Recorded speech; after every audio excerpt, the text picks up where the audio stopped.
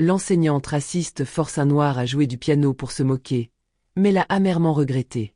À l'école secondaire de Rosewood, une institution réputée pour son excellence académique, se trouvait une enseignante de musique nommée Madame Lambert. Madame Lambert n'était pas simplement une enseignante de musique. Elle était un pilier de l'établissement, une figure imposante qui inspirait à la fois respect et crainte. Dans la salle de répétition, elle faisait régner une discipline implacable. Ses élèves, qu'ils soient doués ou non, le savaient, la perfection était la seule chose qui comptait. Elle avait cette capacité à faire se plier même les plus récalcitrants par la seule force de son autorité. Mais derrière ce masque de rigueur, se cachait une femme dont les croyances et les préjugés remontaient à son enfance. Née dans une famille bourgeoise d'une petite ville où les différences raciales étaient vues comme des faiblesses, Madame Lambert avait grandi avec des idées bien arrêtées sur les classes sociales et les races. Ses parents, issus d'une vieille lignée de musiciens classiques, avaient été les architectes de sa vision du monde. Un monde où la musique, la culture et même l'excellence étaient réservés à ceux qui en avaient les origines et la distinction. Pour elle, les arts classiques étaient un domaine noble, et les jeunes issus de certains milieux, particulièrement ceux venant de communautés marginalisées, ne pouvaient guère en saisir toute la grandeur. Ils étaient, selon elle, limités par des réalités qu'ils ne comprenaient pas. Cette vision réductrice n'était pas uniquement nourrie par une élite intellectuelle déconnectée, mais aussi par la peur de voir sa propre vision du monde se fissurer.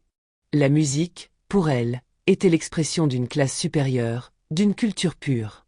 Et bien que des exceptions à sa règle puissent exister, elle ne les voyait que comme des anomalies. Ainsi, bien qu'elle fût enseignante de musique, ses idées sur les étudiants noirs et leurs capacités en matière de musique classique demeuraient empreintes de doute et de mépris. Le grand concours de piano approchait. Un après-midi ensoleillé de printemps, alors que la lumière douce et dorée se répandait dans la salle de musique, Madame Lambert annonça avec solennité le concours de piano annuel. La classe était rassemblée autour des pianos à queue noire. Leur surface lustrée brillait sous les rayons du soleil qui entraient par les grandes fenêtres. Les partitions étaient rangées avec une précision militaire, et chaque élève, même les plus jeunes, se préparait à donner le meilleur de lui-même. La pièce de résistance de cet après-midi allait être ce concours de piano, un moment que Madame Lambert attendait avec impatience, car il lui permettrait de trier les véritables talents des amateurs. Elle avait un air impassible lorsqu'elle annonça que chaque élève devrait interpréter un morceau classique de son choix, un test ultime pour déterminer qui serait digne de sa reconnaissance. La tension était palpable dans la salle. Les étudiants chuchotaient entre eux, certains étaient nerveux, d'autres semblaient sûrs d'eux. Malik, assis au fond de la salle, sentait son cœur battre plus vite. C'était un test crucial pour lui, mais aussi pour bien d'autres raisons. En grandissant, Malik avait toujours ressenti que sa couleur de peau avait été un fardeau invisible, pesant sur ses épaules à chaque étape de son parcours. Bien qu'il fût un prodige du piano, personne, à l'école, n'avait jamais pris son talent au sérieux. Il avait l'habitude d'entendre les autres élèves parler des grands pianistes classiques, comme s'ils étaient des êtres issus d'un monde à part, un monde qui, selon eux, ne lui appartenait pas. De plus, malgré ses compétences exceptionnelles, il savait qu'il n'avait jamais eu la chance de briller comme les autres. À Rosewood, les choses étaient souvent faites de manière subtile, mais les stéréotypes sociaux se faisaient toujours sentir. Malik se leva doucement, le regard fixé sur Madame Lambert, comme un défi silencieux. Lorsqu'il leva la main pour signaler sa présence, il sentait déjà une pointe de nervosité l'envahir. Mais c'était plus que de l'anxiété, c'était la sensation d'avoir été invisible pendant si longtemps, de devoir, enfin, se faire entendre. Il savait que cette occasion était bien plus qu'un simple exercice musical. Ce n'était pas juste un concours de piano, c'était l'opportunité de se faire reconnaître, de montrer qu'il était bien plus que l'image stéréotypée que l'on projetait sur lui.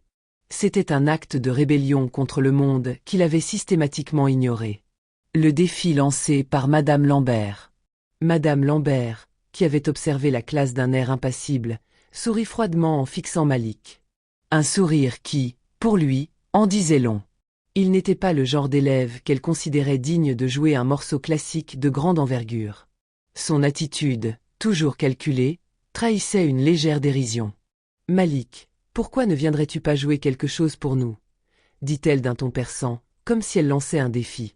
Elle avait l'intention de ridiculiser cet élève noir qui, selon elle, n'avait pas sa place parmi les grands pianistes. Les murmures des autres élèves commencèrent à se faire entendre dans la pièce. Ce n'était pas de la curiosité malveillante, mais plutôt un mélange de surprise et de scepticisme. Bien que Malik n'était pas un inconnu dans la classe, il n'avait jamais été sous les projecteurs. Cette demande, bien que banale pour madame Lambert, était un coup de semonce, un test impitoyable. Elle espérait qu'il se planterait, qu'il échouerait de manière spectaculaire, confirmant ainsi les stéréotypes qu'elle entretenait sur les jeunes noirs. Elle se disait secrètement que, malgré son talent indéniable pour le piano, Malik allait se retrouver désemparé face à la grande scène de ce concours. Malik se leva, son cœur battant la chamade, mais il ne laissa pas l'angoisse l'envahir. Il avait toujours su que cette occasion était bien plus qu'un simple exercice musical. C'était son moment, une chance inespérée de briser les chaînes des préjugés qui l'avaient enfermé toute sa vie. Il n'allait pas laisser cette chance s'échapper.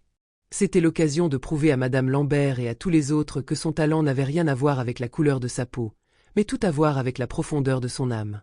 Ses doigts, d'abord hésitants, se posèrent doucement sur le clavier. Il ferma les yeux un instant, se concentrant sur le souffle régulier de sa respiration. Il savait que chaque note qu'il allait jouer allait être une réponse silencieuse au jugement auquel il avait toujours dû faire face. L'orchestre des pensées s'éteignit en lui, et il se laissa porter par la musique. Le concerto pour piano en ré mineur de Chopin, avec sa complexité et sa passion, devenait son cri silencieux, sa déclaration d'indépendance. Les premières notes flottèrent dans l'air comme une brume légère. Au début, certains élèves échangèrent des regards incrédules, se demandant si Malik allait se perdre dans le morceau, comme il l'avait prédit. Mais à mesure qu'il avançait, ses doigts glissant avec grâce et précision sur les touches, un changement s'opéra dans la salle. Le ton vibrant de son interprétation transformait l'atmosphère. C'était plus qu'une performance technique, c'était un acte de défiance, une manière pour Malik de défier les attentes et de revendiquer sa place parmi les meilleurs. Il jouait avec une intensité qui ébranlait chaque spectateur, chaque note étant chargée de l'émotion brute de ses luttes intérieures, de ses rêves longtemps étouffés. Le morceau s'épanouissait comme une fleur au printemps. Malik n'était pas seulement en train de jouer un concerto. Il racontait son histoire, celle d'un jeune homme en quête de reconnaissance dans un monde où les chances sont souvent réservées à ceux qui sont nés sous un ciel plus clément. La manière dont ses doigts caressaient les touches, parfois avec douceur, parfois avec force, racontait la rage, l'espoir et la résilience d'un peuple souvent invisible. À mesure qu'il avançait dans le morceau, les murmures cessèrent. Les élèves, d'abord sceptiques, furent peu à peu subjugués. Ils n'avaient jamais entendu une telle profondeur d'émotion dans la musique. La salle, autrefois remplie de doutes et de préjugés, semblait suspendue dans un silence respectueux, comme si chaque note qu'il jouait balayait les frontières invisibles qui les séparaient de lui. La mélodie, d'abord fragile, s'épanouissait en un torrent de passion et de virtuosité qui semblait tout englober. Lorsque la dernière note se suspendit dans l'air, une sensation étrange emplit la pièce. Le silence qui suivit était lourd, presque solennel. Les élèves restèrent immobiles, comme sous le coup d'une révélation. Même les murs, chargés des échos de tant de répétitions, semblaient avoir changé. Madame Lambert, d'ordinaire si implacable, se figea. Elle n'avait pas anticipé une telle puissance, ni une telle maîtrise. La pâleur envahit son visage, remplacée par une gêne qu'elle ne parvenait pas à dissimuler. Ses yeux fixaient le piano comme si l'instrument était devenu un symbole de tout ce qu'elle croyait savoir, et tout ce qu'elle ignorait. Elle avait été prise au piège de ses propres croyances réductrices, et il était désormais évident que Malik l'avait poussée dans un coin duquel elle ne pouvait plus s'échapper. L'ombre de son regard se porta sur les élèves, ses lèvres se fermèrent dans une moue d'indifférence. Elle essaya de reprendre le contrôle, mais sa voix se brisa sous le poids de l'échec. « Eh bien !» C'était intéressant, Malik, prononça-t-elle avec une froideur feinte, mais l'incertitude dans son ton trahissait sa gêne. Peut-être que nous devrions revoir tes choix musicaux pour l'avenir. Je pense que tu pourrais encore progresser. Sa phrase était un piège, une tentative de minimiser l'impact de la performance, mais elle était transparente dans sa superficialité. Les élèves, cependant, n'étaient pas dupes. Un silence de solidarité se fit entendre, puis Simon, un jeune homme qui n'avait jamais vraiment pris la parole en classe, s'avança courageusement. Il avait vu, tout comme les autres, la transformation de Malik. Il avait ressenti la puissance de son interprétation. Avec une voix assurée, il s'adressa à Malik et à la classe. C'était incroyable, Malik. Ne laissez pas Madame Lambert vous dire ce que vous devez jouer. Vous avez une maîtrise que certains d'entre nous n'atteindront jamais. Vous avez joué plus que des notes, vous avez joué l'âme de la musique. À ces mots, Plusieurs autres élèves se levèrent, applaudirent avec enthousiasme, leur admiration éclatant dans les applaudissements. Il n'y avait pas de doute, la salle avait changé. Malik avait laissé une empreinte indélébile dans leur esprit, et aucune remarque désobligeante de la part de Madame Lambert ne pourrait effacer cela. Madame Lambert, de plus en plus déstabilisée, se tourna brusquement, fuyant le regard de ses élèves. Elle se précipita hors de la salle, laissant derrière elle un groupe d'élèves qui, pour la première fois, commençaient à comprendre ce que signifiait véritablement l'art. Malik n'était pas simplement un élève de plus dans la classe. Il était un symbole de l'oppression qu'il avait subie, de sa résilience et de la puissance qu'il avait trouvée dans la musique. Et ce jour-là, il avait conquis bien plus que le respect de ses camarades. Il avait ouvert les yeux de ceux qui, jusque-là, avaient refusé de voir. Les jours qui suivirent la performance de Malik, Madame Lambert se retrouva seule avec ses pensées, incapable de fuir l'écho de ce moment. Chaque nuit, lorsqu'elle éteignait les lumières de sa maison, les images de la salle de musique revenaient la hanter. La vue de Malik, les doigts dansant sur les touches du piano avec une grâce et une maîtrise inouïes, était devenue une obsession. Elle revivait chaque note qu'il avait jouée, chaque silence qu'il avait laissé suspendu dans l'air, et elle ne pouvait échapper à la réalité qu'elle avait sous-estimé un jeune homme d'un talent pur, simplement à cause de ses préjugés. Elle savait, au fond d'elle-même, qu'elle avait commis une erreur grave. Ses yeux s'étaient fermés sur la vérité parce qu'elle était aveuglée par les stéréotypes. Malik n'était pas l'image qu'elle avait eue des jeunes noirs, ni un enfant limité par un destin tout tracé. Il était un artiste, et son art ne faisait aucune distinction. Elle se retrouvait face à la dure réalité de sa propre faiblesse, et chaque pensée la frappait comme une cloche d'alarme. Comment avait-elle pu croire, même un instant, que quelqu'un ne pouvait pas appartenir à un domaine aussi raffiné que la musique simplement parce qu'il ne correspondait pas à un certain profil? Elle s'était sentie démunie, honteuse, et son propre visage dans le miroir lui paraissait celui d'une femme qui, bien qu'éduquée, n'était pas à l'abri de l'ignorance. Une semaine plus tard, lorsqu'elle se présenta devant la classe, son visage portait le poids de ses réflexions. Elle se leva lentement, la gravité du moment palpable dans son attitude. Tous les élèves étaient présents, leurs visages marqués par l'attente, un silence tendu flottant dans la pièce. Elle prit une inspiration profonde, cherchant les mots, comme si ceux-ci pouvaient réparer une fracture invisible mais bien réelle. « Je tiens à m'excuser, Malik. » La voix de Madame Lambert, d'habitude si assurée, était désormais teintée de vulnérabilité. « Ce que j'ai fait n'était pas juste. Je vous ai jugé sur des critères qui n'ont rien à voir avec votre talent. Et je regrette profondément mon comportement. » Le silence qui suivit était lourd, presque solennel. Les élèves, pris au dépourvu, échangeaient des regards. Malik, quant à lui, restait là, immobile, une expression de surprise et d'incompréhension dans les yeux. C'était plus que des excuses, plus que de simples mots. C'était une reconnaissance du tort fait, une prise de conscience profonde. Il se leva, et dans toute sa dignité, il répondit calmement, sans animosité, mais avec une sagesse qui dépassait son âge. « Merci, Madame Lambert. Je suis heureux que vous ayez compris. » Ce moment marqua un tournant, non seulement pour Malik, mais pour la classe entière. Ce n'était pas simplement une réconciliation.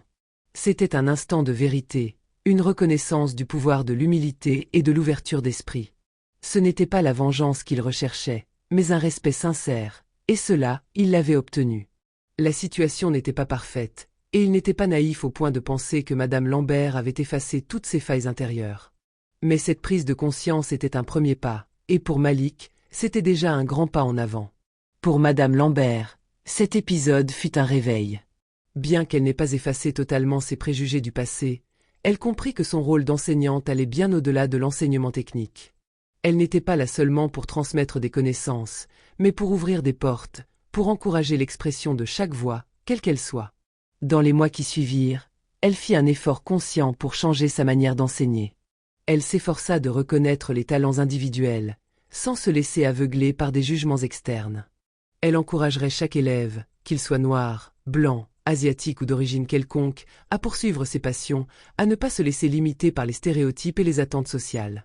Ces élèves ne devaient pas seulement apprendre à jouer des instruments, ils devaient apprendre à croire en eux-mêmes, à croire en leur potentiel, indépendamment de leur origine ou de leur apparence.